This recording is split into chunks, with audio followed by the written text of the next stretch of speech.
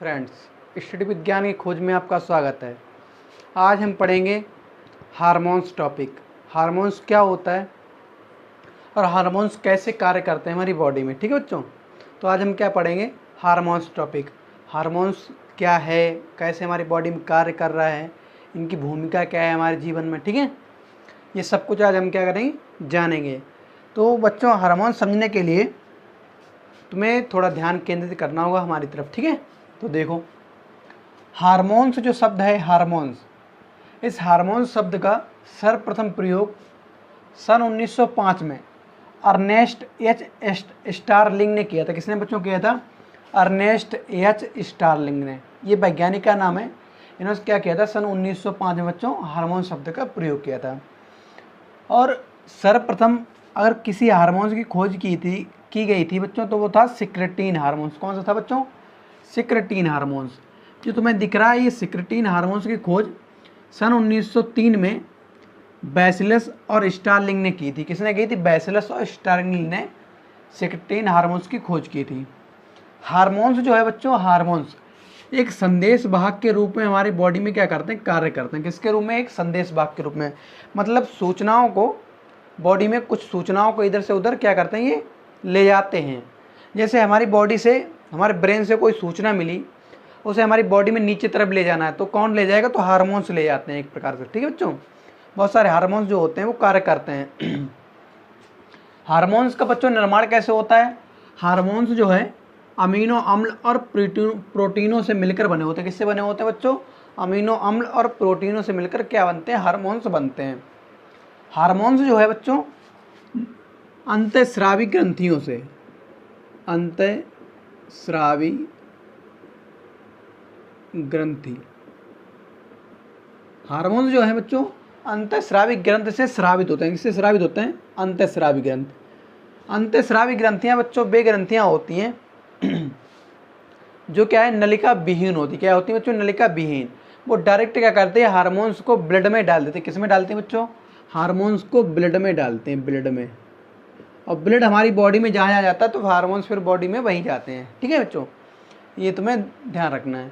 Hormones जैसे हमारी body में कोई भी हार्मोन्स अगर हमारी बॉडी में उत्पन्न होता है, ब्लड में डाला जाता है अंतःस्रावी ग्रंथियों द्वारा, तो क्या होता है, हमारी बॉडी में उत्तेजना उत्पन्न हो जाती है। क्या होती है बच्चों? उत्तेजना उत्पन्न होती है।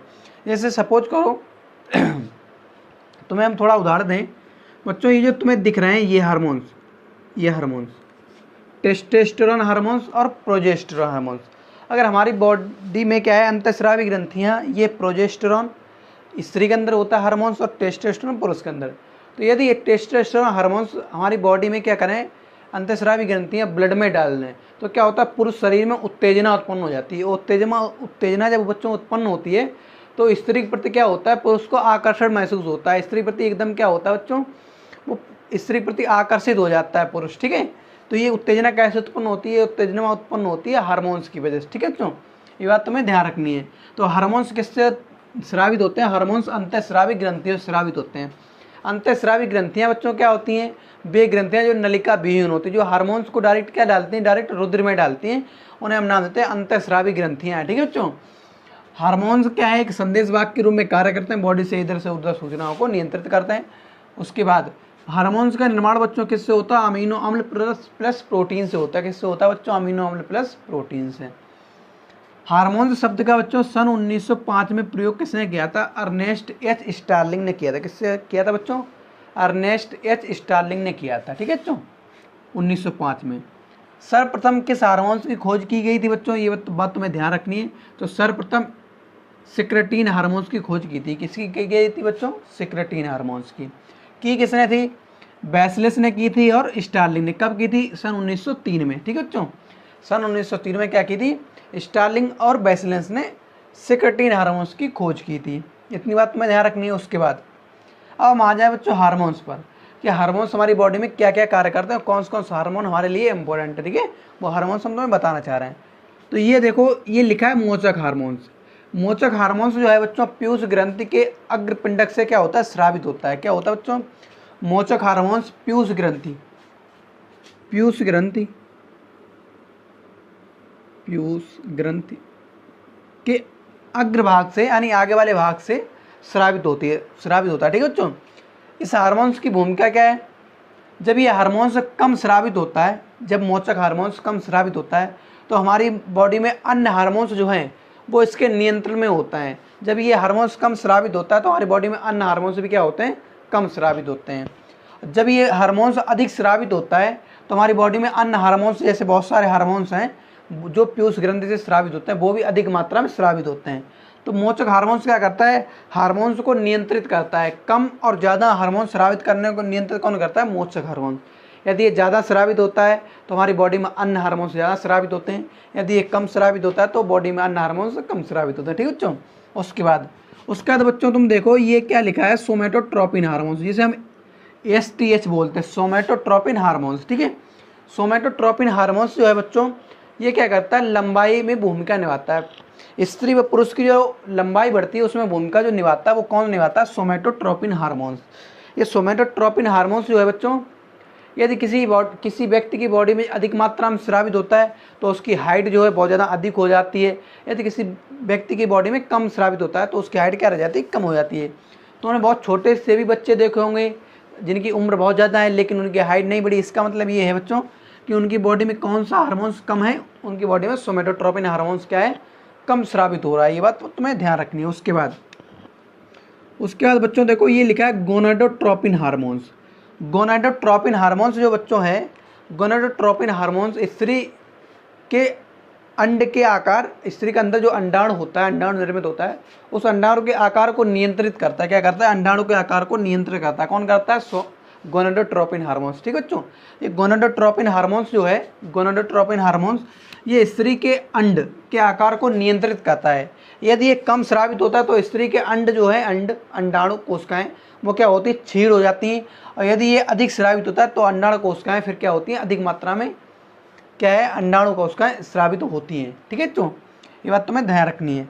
तो गोनाडोट्रोपिन हार्मोन्स क्या करता है? ये स्त्री के अंडाणु के आकार को क्या नियंत्रित करता है। ठीक है, अगर ये ज़्यादा स्रावित होगा तो अंडाणु अच्छी तरीके से बिल्कुल अच्छा होगा अंडाणु, ठीक है, और साइज का होगा। लेकिन अगर ये कम स्रावित होगा तो अंडाणु क्या होगा? छोटा होगा और छीड़ हो जाएगा, मतलब उसमें उतनी शक्ति नहीं रहेगी।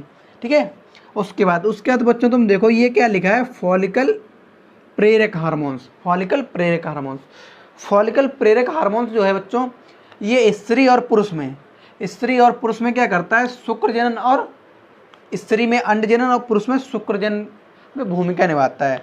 पुरुष के अंदर जो शुक्राणु निर्माण की प्रक्रिया होती है उसमें क्या है? फॉलिकल प्रेरक हार्मोन से भूमिका निभाता है। और स्त्री के अंदर जो अंडजनन प्रक्रिया होती है उसमें भी क्या है? फॉलिकल प्रेरक हार्मोन से भूमिका निभाता है। ये बात बच्चों तुम्हें ध्यान रखनी है। तो फॉलिकल प्रेरक हार्मोन्स क्या करता है? स्त्री में अंडाणु कोशिकाओं को निर्माण करता है और पुरुष में शुक्राणु कोशिकाओं के निर्माण में भूमिका निभाता है। इतनी बात तुम्हें ध्यान रखनी है। उसके बाद बच्चों तुम्हें दिख रहा होगा ये क्या लिखा है? ल्यूटिनाइजिंग हार्मोन्स, जिसे हम LH भी कहते हैं। क्या कहते हैं? LH, luteinising hormones. Luteinising hormones बच्चों क्या करता है? ल्यूटिनाइजिंग हार्मोन्स क्या है? स्त्री और पुरुष में प्रोजेस्टेरॉन, एस्ट्रोजन और टेस्टोस्टेरोन हार्मोन्स का क्या करता है? निर्माण करता है। पुरुष में बच्चों ये टेस्टोस्टेरोन हार्मोन्स का निर्माण करता है, टेस्टोस्टेरोन का, और स्त्री में प्रोजेस्टेरॉन और एस्ट्रोजन हार्मोन्स का निर्माण करता है। ठीक है बच्चों, कौन? ल्यूटिनाइजिंग हार्मोन्स जो है स्त्री में प्रोजेस्टेरॉन और एस्ट्रोजन हार्मोन्स का निर्माण करता है और पुरुष में किसका करता है? टेस्टोस्टेरोन का ल्यूटिनाइजिंग हार्मोन्स का निर्माण करता है। ठीक है बच्चों, उसके बाद बच्चों देखो ये लिखा है लैक्टोजेनिक हार्मोन्स। लैक्टोजेनिक हार्मोन्स क्या होता है बच्चों?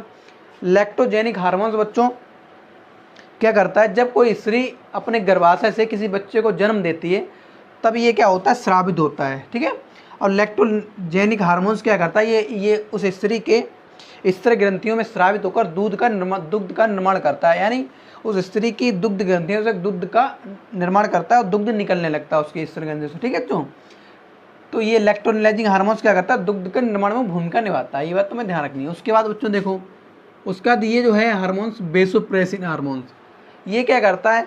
ये स्त्री और पुरुष में मूत्र को कंट्रोल करता है। किसको कंट्रोल करता है बच्चों? मूत्र को। जो वेसोप्रेसिन हार्मोन्स है इसे हम बच्चों ADH भी कहते हैं। क्या कहते हैं बच्चों? ADH,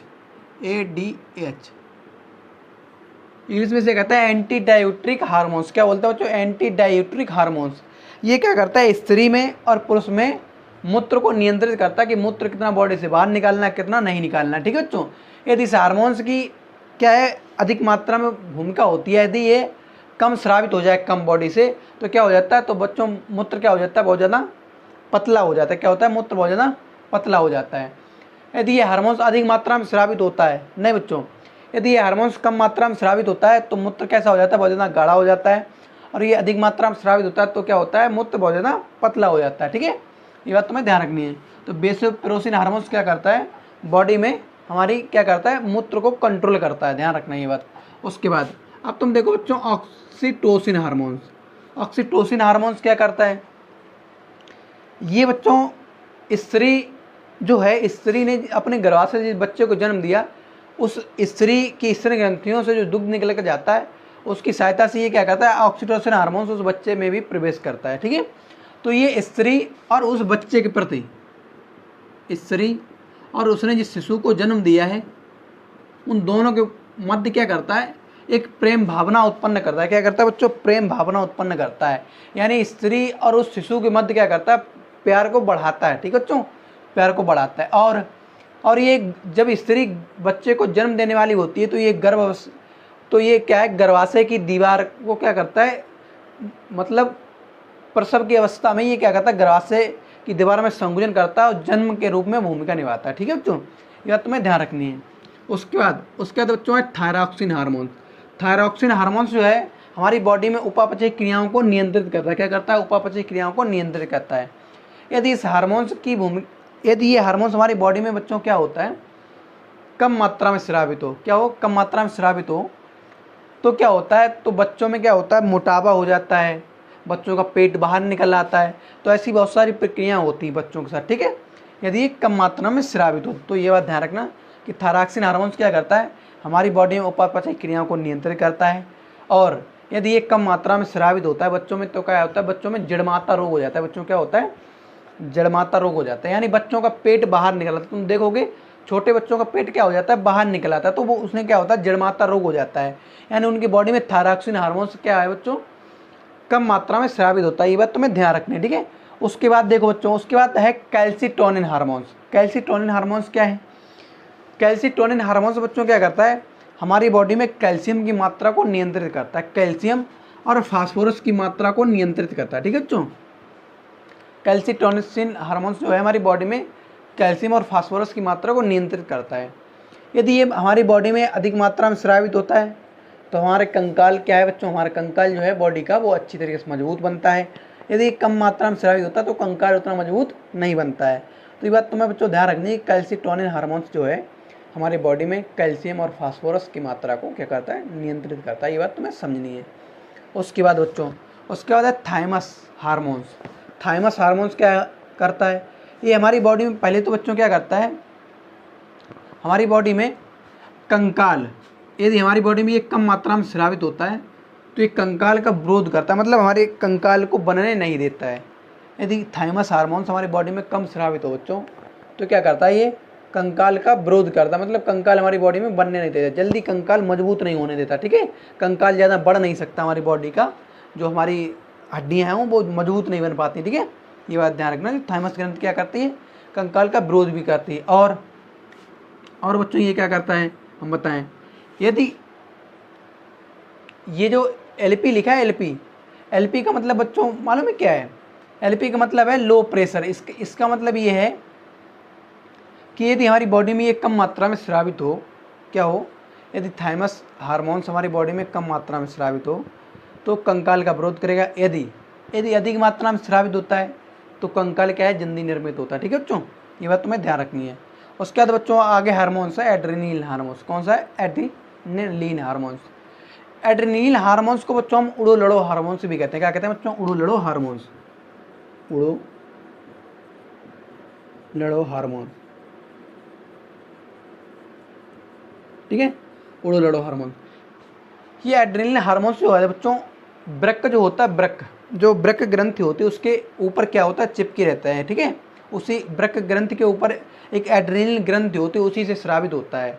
वृक्क के ऊपर क्या होती है, एक एड्रेनलिन ग्रंथि होती है, उससे ये स्रावित होता है बच्चों। ठीक है, किडनी से, किडनी के पास ऊपर ग्रंथि होती है, उससे स्रावित होता है। ये क्या करता है, ये हमारी बॉडी में ब्लड प्रेशर को नियंत्रित करता है। क्या करता है बच्चों, ब्लड प्रेशर को नियंत्रित करता है। इसकी मात्रा हमारी बॉडी में कम क्या हो, कम स्रावित हो, तो हमारा ब्लड प्रेशर क्या हो जाता है, लो हो जाता है। क्या हो जाता है, ब्लड प्रेशर लो, जिसकी वजह से हमें क्या लगता है, थकान महसूस होती है, बहुत चिड़चिड़ा मतलब अजीब सा लगता है, ठीक है, तो थकान महसूस होती है। यदि ये हमारी बॉडी में अधिक मात्रा में स्रावित हो तो क्या होता है, तो बच्चों हमारी बॉडी में तनाव उत्पन्न होता है। क्या उत्पन्न होता है, तनाव। ब्रेन सही से अच्छी तरह से कार्य नहीं करता अगर ये अधिक मात्रा में स्रावित हो, एड्रेनलिन हार्मोन्स, ठीक है बच्चों, ये बात ध्यान रखना।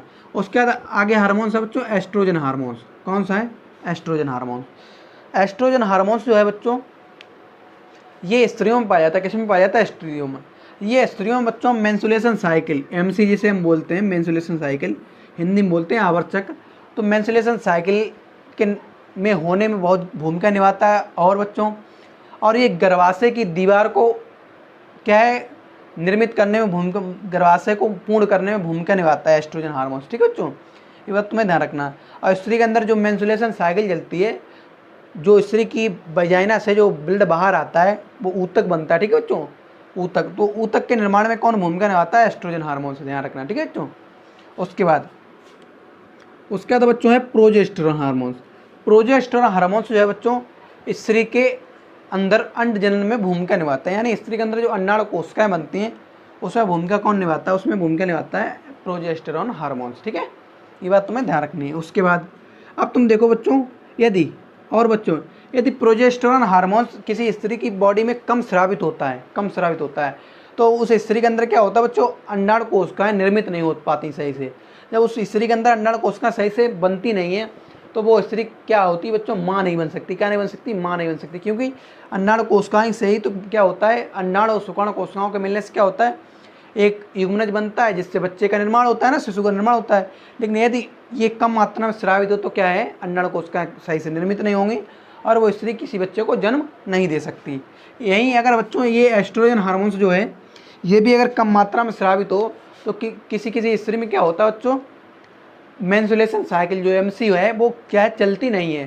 जब एमसी नहीं चलती तो उस स्त्री के अंदर क्या होता है, अंडाणु कोशिकाएं उत्सर्जित ही नहीं होंगी। उसके अंडाशय से क्या होंगे बच्चों, ओवरी से अंडाणु कोशिकाएं ओवम उत्सर्जित ही नहीं होंगे, ठीक है बच्चों। और ये प्रोजेस्टेरोन की कम मात्रा से स्त्री की जो स्तन ग्रंथियाँ होती हैं, स्तन ग्रंथियाँ वो भी जल्दी क्या होती है बच्चों, विकसित नहीं होती, वो भी क्या होती हैं, कम रह जाती हैं, ठीक है। और ये अधिक मात्रा में स्रावित होता है, अधिक मात्रा में, तो अंडाणु तो बनते ही हैं, लेकिन स्त्री के जो लैंगिक जनन अंग हैं वो बहुत ज़्यादा तीव्रता से विकसित होते हैं और स्त्री की ग्रंथियाँ जो हैं, स्तन ग्रंथियाँ, वो बहुत ज़्यादा तीव्रता से क्या हो जाती है, विकसित हो जाती है, ये बात ध्यान रखना, ठीक है बच्चों। उसके बाद बच्चों है टेस्टोस्टेरोन हार्मोन्स। कौन सा, टेस्टोस्टेरोन।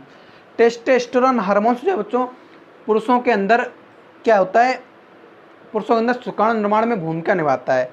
ये उत्सर्जित कहाँ होता है, ये पुरुषण के जो वृषण होते हैं, वृषण, तो वृषण की कोशिकाओं से ये क्या होता है, टेस्टोस्टेरोन हार्मोन्स लीडिंग, अच्छा वृषण में कोशिकाएं होती हैं, लीडिंग कोशिकाएं और अंतराली कोशिकाएं, तो उन कोशिकाओं से क्या होता है, टेस्टोस्टेरोन हार्मोन्स बच्चों स्रावित होता है, ठीक है। टेस्टोस्टेरोन हार्मोन्स की वजह से क्या होता है, पुरुषों में सेविंग जो आती है वो टेस्टोस्टेरोन हार्मोन्स की वजह से आती है।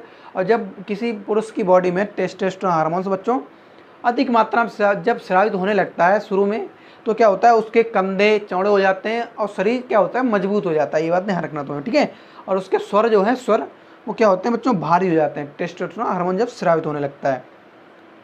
यदि इसकी बच्चों मात्रा कम स्रावित होती है तो पुरुष के अंदर क्या होता है, जो वृषण होते हैं, वृषण वो क्या होते हैं, छोटे रह जाते हैं। जब वृषण छोटे रह जाते हैं तो शुक्राणु को सही से निर्मित नहीं कर पाते हैं, जिस कारण ये जो पुरुष है जिसके अंदर कम मात्रा में टेस्टोस्टेरोन हार्मोन स्रावित हो रहा है वो पिता नहीं बन सकता, क्योंकि उसके अंदर शुक्राणु कोशिकाएं सही से निर्मित नहीं होंगी, ठीक है, पूर्ण रूप से। अब आगे देखो बच्चों, आगे रिलैक्सिन हार्मोन्स।